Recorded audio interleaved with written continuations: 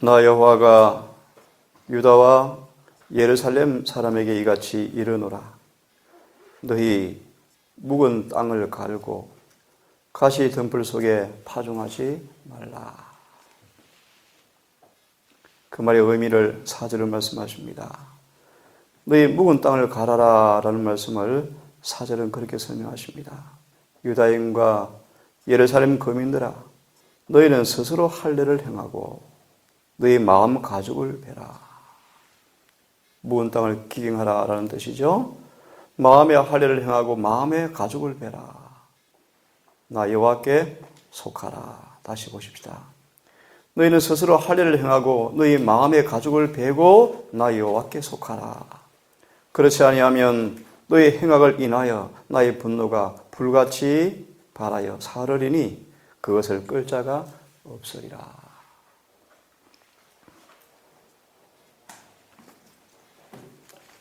호세아 10장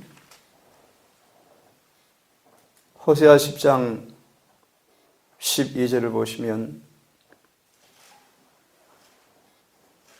너희가 자기를 위하여 의를 심고 긍휼을 거두라.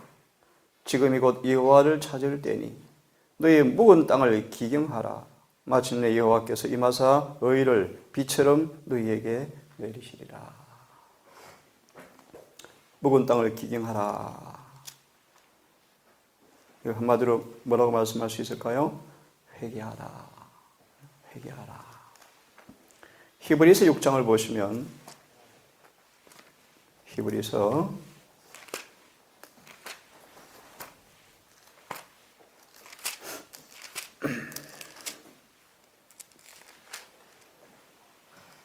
4절부터 읽어드리면 한번 빛임을 얻고 하늘의 은사를 맛보고 성령에 참여한 바 되고 하나님의 선한 말씀과 내세의 능력을 맛보고 타락한 사람들은 다시 새롭게 하여 회개케 할 수 없나니 이는 자기가 하나님의 아들을 다시 십자가에 못 박아 현저히 욕을 보임이라.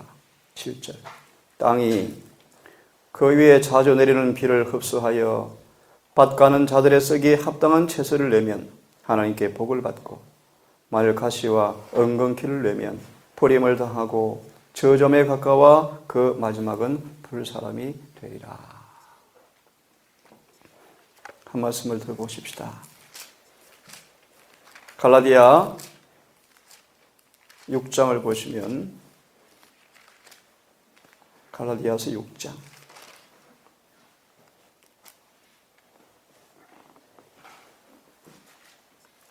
7절부터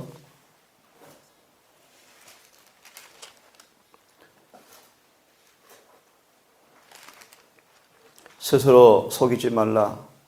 하나님은 만홀히 여김을 받지 아니하시나니 사람이 무엇으로 심든지 그대로 거두리라. 자기 육체를 위하여 심는 사람들은 육체로부터 썩어진 것을 거두고 성령을 위하여 심는 자는 성령으로부터 영생을 거두리라.' 이 말씀을 복음 성경 가진 분들은 6장 7절로 8절에 관한 제목의 두 번째, 삶과 죽음의 문제, 스스로 속이지 말라. 하나님은 만홀히 여김을 당하지 아니하시나니 사람이 무엇을 심든지 그대로 거둔다라는 말씀을 이렇게 설명합니다. 놀라운 진리이다.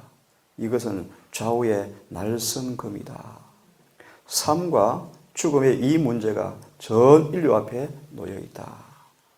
이 세상에서 우리가 하는 선택은 무궁한 세월을 통하여 우리의 선택이 될 것이다. 우리들은 영생을 얻든지 아니면 영원한 죽음을 당하든지 둘 중 하나를 얻게 될 것이다. 중간 입장이라 있을 수가 없다. 제2의 은혜의 기간도 없다. 이 세상에서 우리는 그 예수께서 이기신 것처럼 이기는 자가 되라는 요청을 받고 있다. 하늘이 우리에게 부여한 풍부한 기회와 특권을 마련해 주신 것은 그 예수께서 이기신 것 같이 우리도 이기는 자가 되고 그 예수와 함께 그의 보좌에 앉게 하기 위함이다. 그러나 이기는 자가 되기 위해서 우리는 이 세상에서 육의 성향들의 애착을 갖고 있어서는 안 된다. 모든 이기심은 뿌리째 잘라버려야 한다. 어제 이어서 말씀을 드리겠습니다. 가장 중요한 문제는 우리 마음밭의 상태가 어떤가가 참 중요한 문제입니다. 그죠? 그래서 방금 에레미야 4장과 호시아 10장을 보았습니다. 너희는 묵은 땅을 뭐하라고 말씀하죠? 기경하라. 그래서 실물교훈의 56페이지 말씀 보시면 마음밭의 준비, 마음밭의 준비. 뿌린 결과는 토지의 여하에 따라서 결과가 달라지죠. 한마디로 말씀드리고 본론 들어갑니다. 묵은 땅을 기경하라. 가시와 길가와 돌밭의 사람들이 참 대다수인데 이런 상태에 머무를 필요가 없다고 말씀하시면서 마음밭은 회개를 통해서 잘게 부서져야 한다. 자, 오늘 어디에서 말씀을 드려보겠습니다. 다시 한번 생각을 해보십시다. 중요한 문제니까요. 돌밭의 청중은 어떤 사람이었다고 말씀을 하시던가요? 왜 진리를 기쁨으로 받고 감동을 받고 즉각 순종을 하고 싶은 충동도 생기고 예수님을 사랑하노라 그러지만 왜 열매가 맺지 않습니까?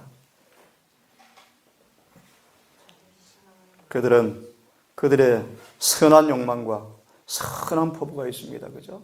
율법이 선하고 율법이 거룩하고 의로워서 그 말씀을 따라 살고 싶은 마음은 강하게 있습니다. 그런데 왜 오라 공부할 사람이로라 왜 그가 넘어집니까? 왜 그걸 정복하지 못합니까? 선천적 이기심이 그 선한 욕망과 포부 밑에 깔려있다. 그렇게 말씀하죠. 정언보감 1권 518페이지 말씀 보시면 참 엄숙한 말씀이 있습니다. 이기심이라는 총괄적 제목 아래 여러 가지 다른 죄들이 기록되어 있다. 루시퍼가 반역한 죄가 무엇이었습니까? 이기심이에요. 이기심. 높고자 하는 정신도 무슨 죄입니까? 이기심이에요. 이기심.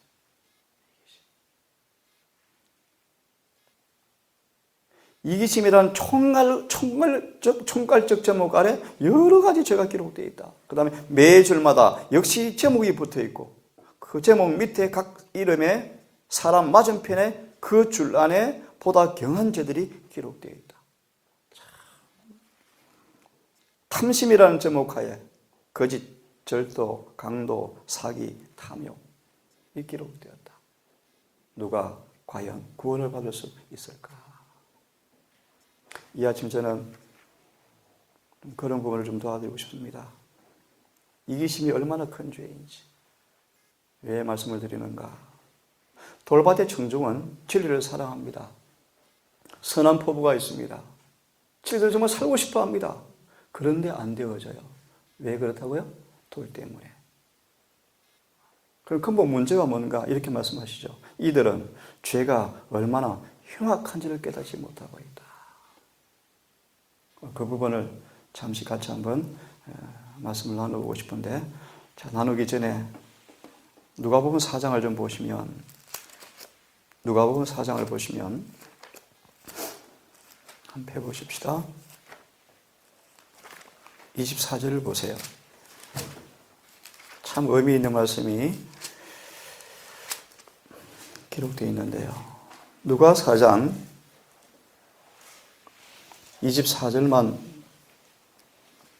24절부터 좀 보십시다. 또 가라사대 내가 진실로 너희에게 이르노니 선지자가 고향에서 환영을 받는 자가 없느니라. 내가 참으로 너희에게 이르노니 엘리야 시대에 하늘이 새해 6달을 닫히어 온 땅에 큰 흉년이 들었을 때 이스라엘에 많은 과부가 있었으되 엘리야가 그중 한 사람에게도 보내심을 받지 못하였다. 왜 그랬을까요? 어디를 보냈습니까? 시돈 땅에 있는 사렙다 한 과부에게 뿐이었느냐? 뿐이었다.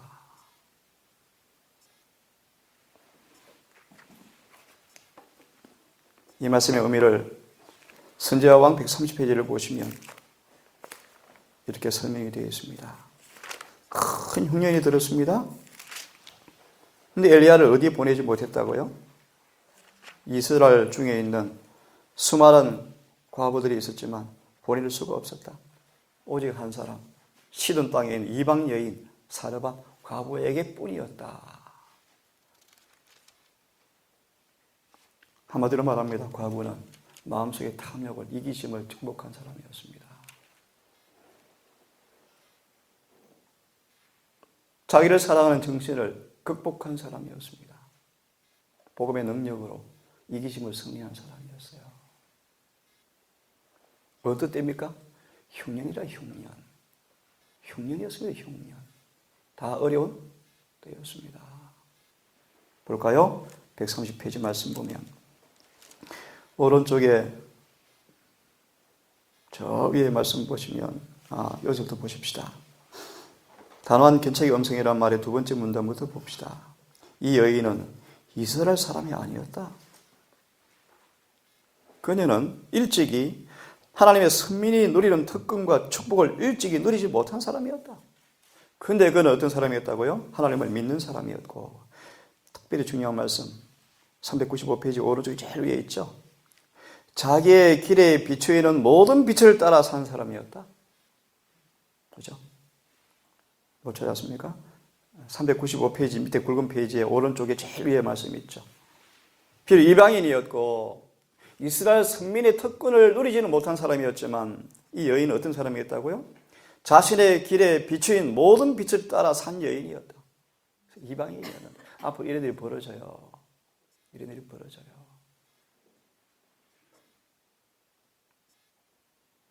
어제도 전화가 왔는데 큰일 났답니다. 또 큰일 났대요. 새로 한 분이 목회자로 부임했는데 너무 말씀이 없으니까 또 죽겠대요. 그래서 교인들이 지금 한 달 정도 지켜보고 데모를 할 지경이에요. 참 큰일 났어요. 왜 이렇게 돼버렸을까 교회가요? 곳곳에 교회가 말씀이 사라져버렸어요. 말씀이. 대정토 말씀 보면 오늘날 심령을 쪼개는 설교를 들을 수가 없어요. 죄를 책망하는 설교를 들을 수가 없어요. 어제 오늘 한 목회자 아빠를 두고 있잖아요. 그 아빠는 어때? 아빠 예매실을 안 봐요. 그래? 설교할 때만 사용하셔요. 고민이래요. 고민이래요. 엊그제 대학원 가서 석사로 공부하는 목사한테 얘기했죠. 이런 쓰레기책 그만 봐라, 그만 봐라, 제발. 백성들은 조직신앙 원하지 않아요. 백성들 복음을 원해요, 복음. 할 수 있으면 성경 예내실을 열심히 연구하라. 목회 나오면 아무 필요 없어 그런 것들요. 신앙 공부.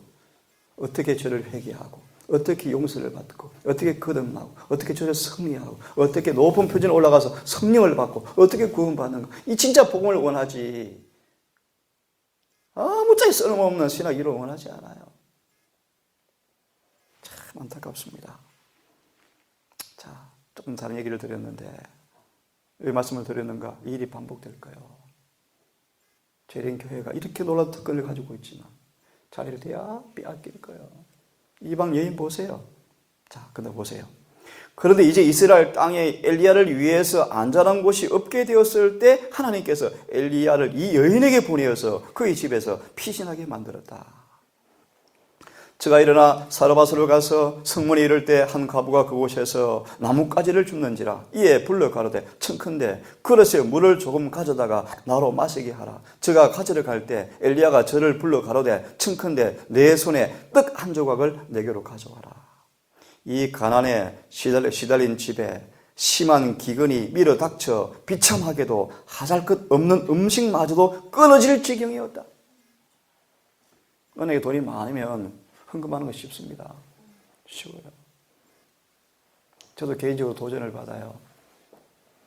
한 달에 조금 생활비 들어오는데 개인적으로 계산해 보니까 한 3분의 1은 달달이 교회 헌금으로 나가요.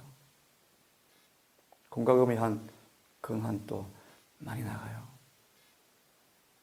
그래서 시험을 받아요. 도와줄 사람들이 생겨요.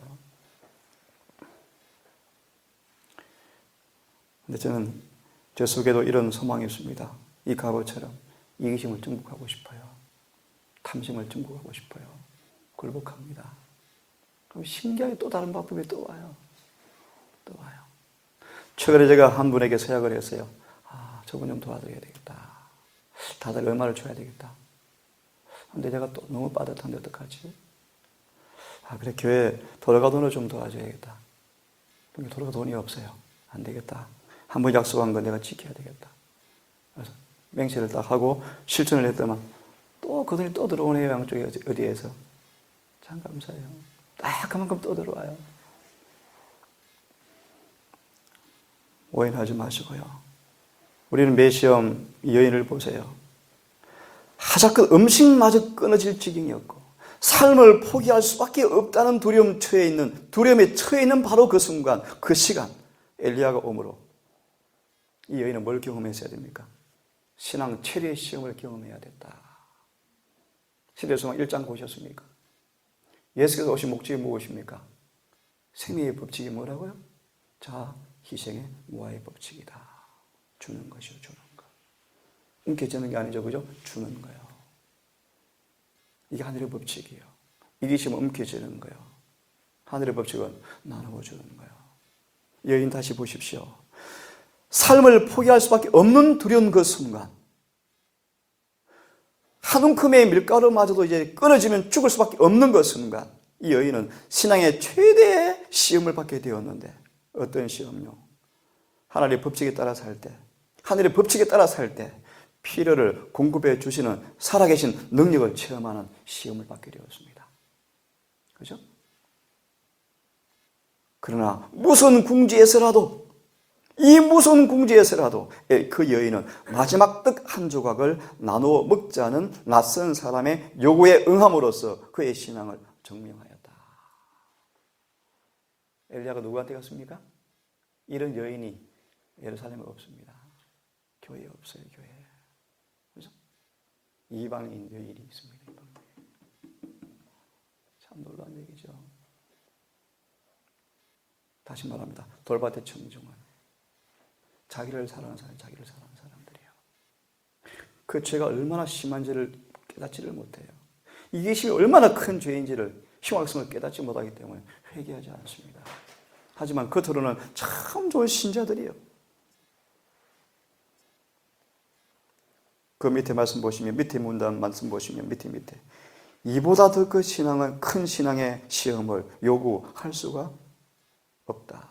가장 극심한 시험을 여인이 당했습니까? 하나님의 기적을 맛보았죠. 조금 생략하고. 그런데 또 일이 생깁니다. 이것도 하나, 본론은 아니지만 짚고 넘어갈 필요가 있어요. 이 여인의 아들이 죽습니까? 아들이 죽어요. 여러분 깊이 생각하고 하나님이 어떤 분인가를 깊이 생각하세요. 이 여인을 결론부터 말씀드릴게요. 더 높은 신앙 경지를 올리기 위해서 또 시험을 또 허락하셔요. 하나님을 깊이 아십시오. 복음은 철저하게 우리를 죄에서 구원하는 거예요. 철저하게. 복음은 철저하게 우리 속에서 죄의 잔재를 다 일소해버리고 가장 높은 표준에 올려서 에베소 1장 3절로 6절의 말씀 보셨죠? 그분의 사랑 안에서 흠이 없이 하시려고 복음으로 우리를 부르신 것입니다. 복음은 예수 믿고 그냥 교회 다니고 참 좋고 너무 재미있고 그런 것이 아니에요. 복음은 철저하게 우리 속에서 그분의 품성을 재현시키는 거예요. 그래서 여인을 다시 보세요. 극심한 시험을 당하였습니다. 승리했는데 또 어떤 시험이 왔습니까? 아들이 죽었어요. 아들이 또 죽었어요. 엘리야가 아들을 살려내죠. 그 설명은 여기 나와 있지 않지만 성경으로 가부가 고백하는 말씀이 기록되어 있습니다. 참으로 하나님은 말씀은 진실한 줄 내가 알겠습니다.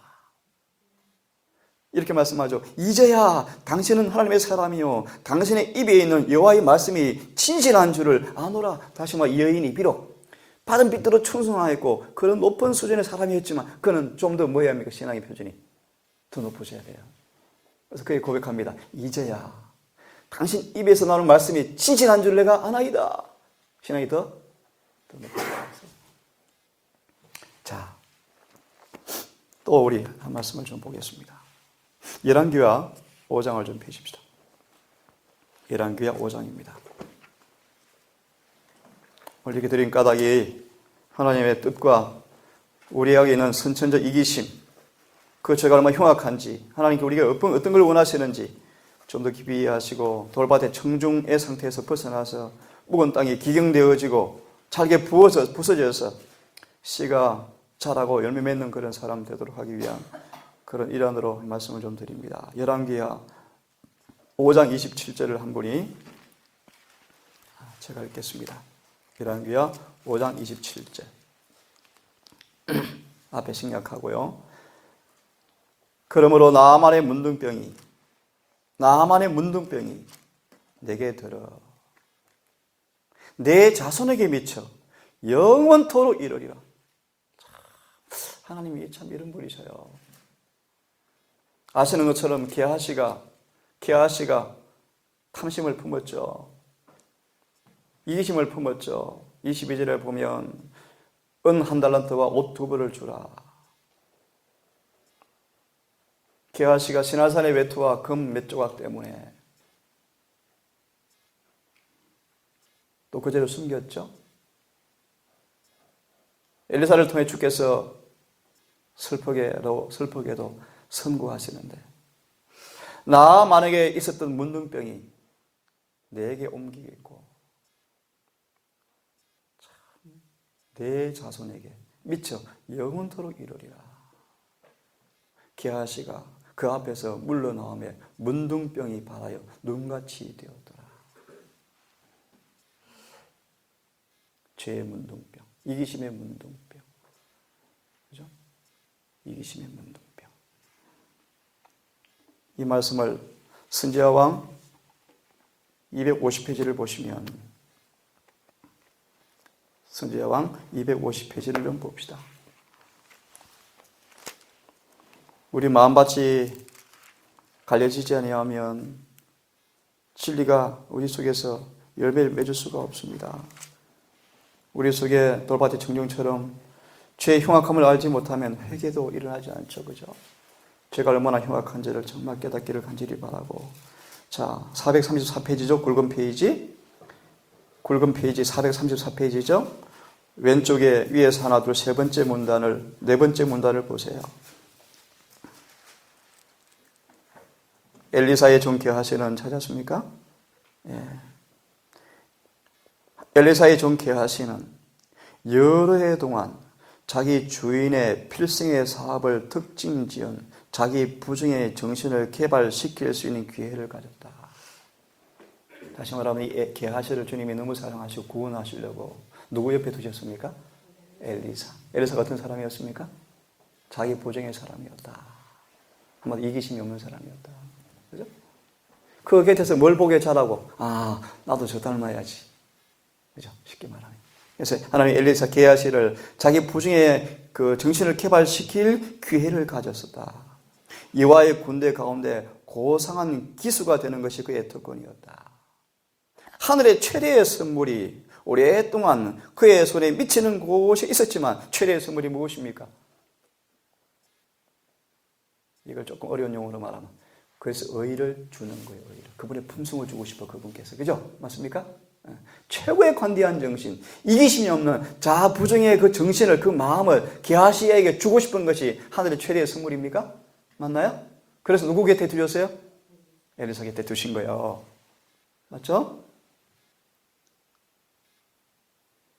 그것을 외면하고 그 대신에 세상 재물이라는 값싼 합금을 탐냈다. 이제 탐욕적인 정신 속에 감추었던 욕망이 그로 하여금 압도적인 유혹에 굴복하도록 했다. 돌밭의 청중이죠. 그죠? 탐욕적 정신 속에 감추었던 욕망이 선천적 이기심에 깔려있죠. 욕망이 이제 그로 하여금 압도적인 유혹에 굴복하도록 했다. 게하시는 스스로 생각하기를 내 주인이 이 사람 나아만에게 면하여주고 그 가지고 온 것을 그 손에서 받지 아니하이도다. 내가 저를 쫓아가서 무엇이든지 그에게서 취하리라 하였다. 그리하여 게하시는 비밀리에 나아만의 뒤를 쫓아갔다. 쭉 넘어가셔서 오른쪽에 세 번째 문단에 보시면 높고 거룩한 특권을 받았던 자가 겪은 이 경험이 가르치는 교훈은 실로 엄숙하다. 게하시의 행동은 를 받고 살아계신 하나님의 사업에 호감을 나타냈던 나만의 행로에 장애를 놓은 것과 마찬가지였고, 게하시가 행한 기만은 변명을 할 여지가 없었고, 그는 죽는 날까지 문둥병자가 되어서 하나님의 저주를 받고 그의 동료들부터 격리되었다. 탐심이라는, 이기심이라는 죄가 얼마나 무서운지,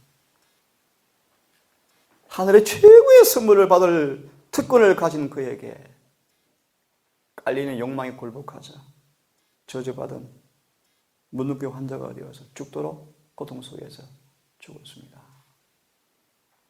여러분, 제가 얼마나 무서운지를 여러분 깊이 아시기를 바랍니다. 비단 이 돈을 사랑하는 그 정신을 떠나서 자아 존중의 정신, 자아 높고자 하는 정신, 교만의 정신, 우쭐대는 정신, 내세우기를 좋아하는 정신, 전부 이기심이에요. 이기심. 나보다 남을 낮게 여기는 정신, 내 거, 내 가족, 내 자식.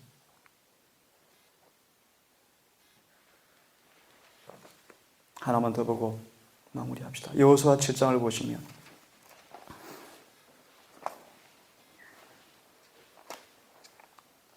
다시 말합니다. 돌바대 청중은 죄의 흉악함을 알지 못했다. 그죠? 이 부분 아침에 우리 같이 한번 생각해 보기 위해서 이 부분을 제가 좀 말씀을 드리는 것입니다. 여호수아 7장을 보시면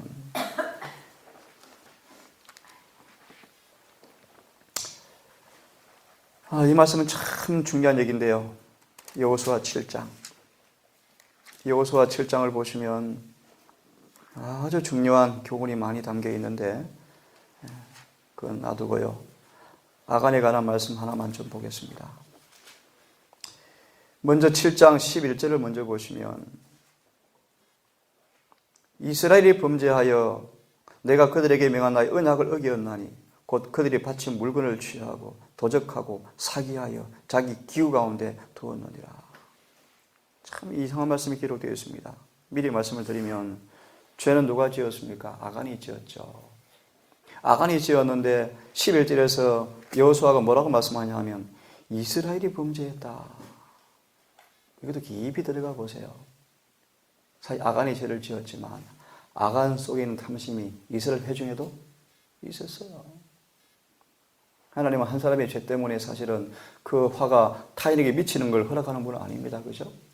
근데 왜 아간이 죄를 지었는데 이스라엘 백성이 전쟁에 실패해서 많은 이스라엘 백성이 죽임을 당하고 아간은 안 죽었어요. 아간은 나중에 돌로 쳐 죽임을 당하죠. 더 깊이 이해해 보시면 아간 속에 있는 죄가 다 있는 거예요. 자, 놔두고 이 부분을 같이 좀 생각해 봅시다. 자, 아간이 범죄했습니다. 그죠? 전쟁에 전리품을 취했습니다. 사실 전쟁을 이기게 하신 분이 누굽니까? 하나님이셨죠. 그러므로 이 전쟁에 승리한 영광을 자기는 조금 더 취할 권리가 없어요. 두 번째, 이건 저주받은 물건이었어요. 자, 그런데 아간이 탐욕에 못 이겨서 전리품을 설정했죠. 그죠? 설정했어요. 설정. 이 부분을 한번 선지자왕 250페이지를 좀 펴서 조금 더 한번 읽어봅시다. 선지자왕 250페이지. 이 아간이 어떤 사람이었는가? 잠깐만요.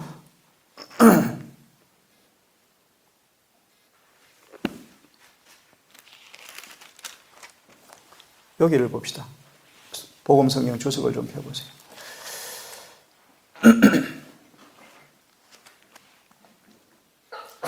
복음성경 가진 분들은 283페이지에 밑에서 제목에 보면 아간은 아무 부담도 느끼지 않았다라는 말씀이 있죠.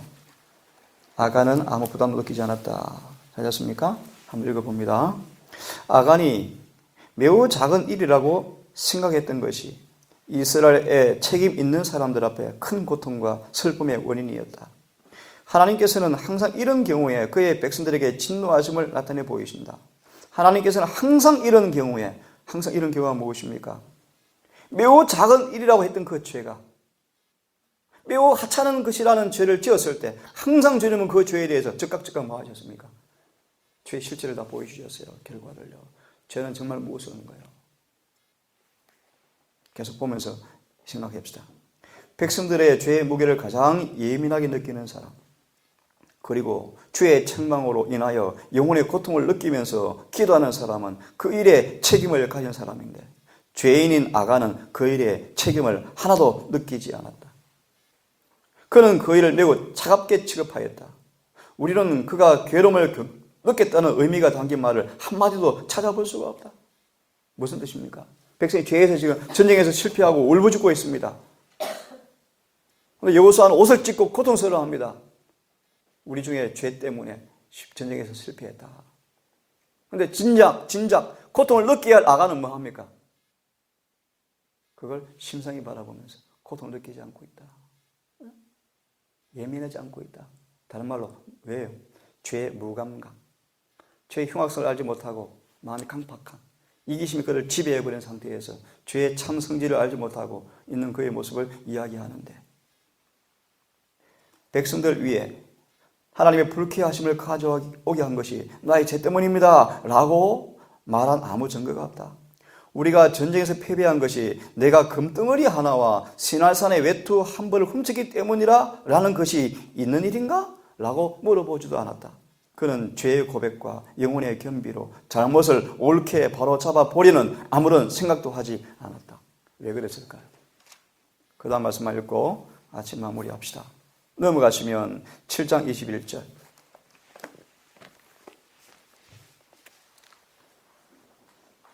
아간의 탐심이 성장 있죠? 7장 21절에 관한 주석에 보시면 아간은 죄에 대한 식별력이 무뎌지고 쉽게 유혹의 밥이 될 때까지 그의 마음속에 탐심과 기만성을 길러왔다. 알고 있는 어떤 죄에 빠져드는 모험을 감행하는 사람은 두 번째 쉽게 더 정복되어지고, 첫 번째 범죄가 유혹자에게 문을 열어주어서 유혹자는 점차로 모든 저항하는 세력을 쳐부수고 그 영혼의 최후의 거점을 완전히 정복해버린다. 아간은 탐심의 죄에 대해서 자주 반복되는 경고를 들어왔다. 하나님의 율법은 확실하게 또 적극적으로 도둑질과 모든 사기 수단을 금해왔지만 그는 계속 죄를 품고 있었다. 그가 조사를 받고 공개적으로 책망을 받지 않았다면 그는 더욱더 담대해졌을 것이고, 경고하는 말들은 점차로 그에게 아무런 영향을 미치지 못하게 되어서 끝내는 그의 영혼이 암흑의 사슬에 묶이고 말았을 것이었다. 아직 여기까지 합시다. 다시 마무리합니다. 돌밭의 청중은 무엇을 증거하지 못한 사람이죠? 이기심이요. 이기심. 그 이기심의 돌이 깔려 있으면 진리의 씨앗이 열매 맺습니까? 맺을 수가 없어요. 여러분, 하늘의 보화를 보기를 바랍니다. 하늘의 보화와 뭐가 비교할 게 있습니까? 그 다음 아간을 보시면 영혼을 주고 교환했다. 아간이 돈 몇 푼 때문에 영혼을 팔아버렸어요. 이렇게 바보 같은 사람은 어디 있겠습니까? 그런데 이것이 교회가 그렇게 한다는 것이 교회가. 라오디게 교인들이 그렇게 살아간다는 것입니다. 오늘 우리 마음밭이 잘게 부서지고 깔려져서 부드러워지고 비를 잘 흡수해서 열매 맺는 하루가 되기를 바랍니다. 기도합시다.